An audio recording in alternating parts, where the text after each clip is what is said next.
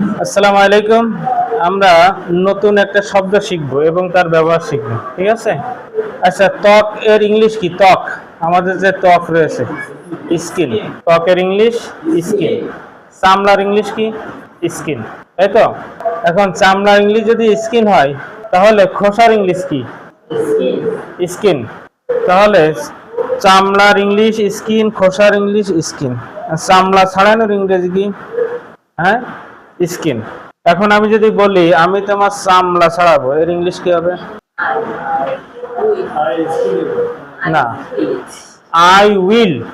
আমি ছাড়াবো, ভবিষ্যতে বলতেছি। আই উইল স্কিন ইউ, আমি তোমার চামড়া ছাড়াবো, ঠিক আছে? এখন আমি যদি বলি যে আমি আলুর খোসা ছাড়াই, তাহলে কি বলবো?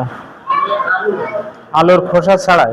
আই স্কিন দ্য পটেটো, আমি আলুর খোসা ছাড়াই। I skin the potato. এবার কলার খোসার ইংলিশ কি? Banana skin. তাহলে আলুর খোসার ইংলিশ কি আলাদা করে? Potato skin. পটেটো স্কিন আর হচ্ছে ব্যানানা স্কিন, আলুর খোসা আর হচ্ছে কলার খোসা, ঠিক আছে? তাহলে এই স্কিনটা ভার্ব হিসেবে ব্যবহার হয়, স্কিনটা নাউন হিসেবে ব্যবহার হয়, ঠিক আছে? ঠিক আছে, ধন্যবাদ সবাইকে। আসসালামু আলাইকুম।